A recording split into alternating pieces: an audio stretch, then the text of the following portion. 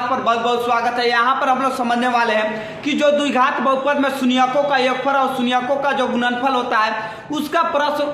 चलिए सभी लोगों को ग्लोबल ऑनलाइन क्लास पर बहुत बहुत स्वागत है। यहाँ पर हम लोग समझने वाले हैं कि जो द्विघात बहुपद में शून्यकों का योगफल और शून्यकों का जो गुणनफल होता है उसको कैसे निकाला जाता है। सबसे पहले यहाँ पर ध्यान दीजिए, लिखा गया है 3x² माइनस में 4x प्लस में 4। इसमें अल्फा प्लस बीटा और अल्फा इंटू बीटा का मान निकालना है। सबसे पहले इसमें ए, बी और सी का आप पहचान कीजिए। देखिए द्विघात जो बहुपद होता है उसका व्यापक रूप होता है ax² प्लस में bx प्लस में c होता है। यानी जो x² के बगल में रहता है वो a का काम करता है, जो x के बगल में रहता है वो b का काम करता है, और यहाँ पर जो रहता है वो c का काम करता है। यहाँ पर x² के बगल में 3 है यानी a बराबर होगा आपका 3। यहाँ पर x के बगल में माइनस में 4 है यानी b बराबर होगा आपका माइनस में 4, और यहाँ पर आपका जो 4 है ये आपका c का काम कर रहा है यानी c बराबर होगा आपका 4। चलिए अल्फा प्लस बीटा का फार्मूला हम बताए थे कि अल्फा प्लस बीटा बराबर होता है माइनस बी बटा में ए।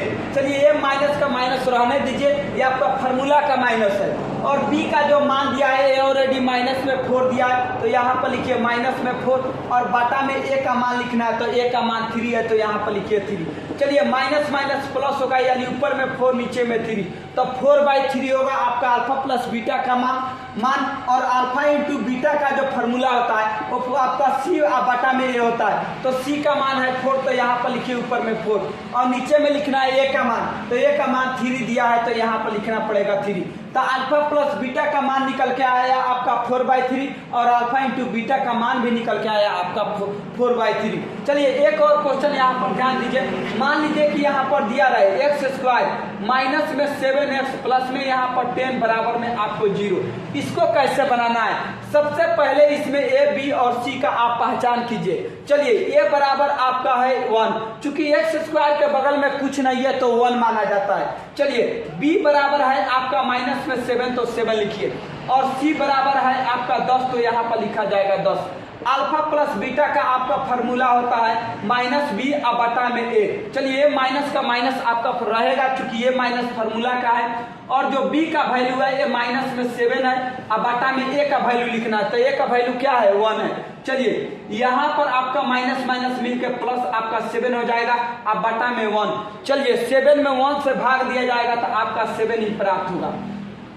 अल्फा इंटू बीटा का जब मान निकाला जाएगा तो इसका फार्मूला होता है सी बटा में। चलिए सी का मान है 10 तो ऊपर में लिखिए 10, और ए का मान है 1 तो नीचे में लिखिए 1। चलिए 10 में जब 1 से भाग दिया जाएगा तो आपका ये 10 ही प्राप्त होगा। तो इसमें अल्फा प्लस बीटा का मान निकला आपका 7, और अल्फा इंटू बीटा का मान निकला 10। चलिए एक और क्वेश्चन यहाँ पर ध्यान दीजिए। मान लीजिए कि x² अब प्लस में यहाँ पर 4x अब प्लस में यहाँ पर दे दिया जाए, मान लीजिए कि आपका 18। अब इसमें क्या होगा? चलिए ये बराबर यहाँ पर है 1, अब b का मान है आपको 4 और c का मान है 18 तो यहाँ पर लिखिए 18, और यहाँ पर अल्फा प्लस बीटा और अल्फा इंटू बीटा का मान निकालिए। चलिए अल्फा प्लस बीटा बराबर होता है आपका माइनस बी बटा में ए।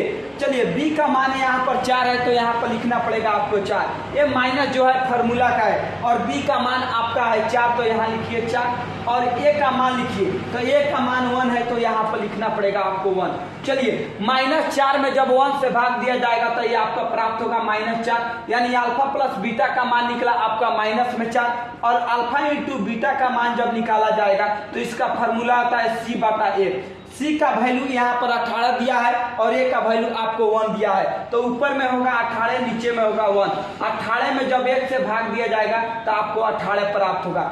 यानी जो अल्फा प्लस बीटा का इसमें मान आया ये माइनस में 4 आया, ये अल्फा इंटू बीटा का मान आया यहाँ पर प्लस में आपको 18 आया।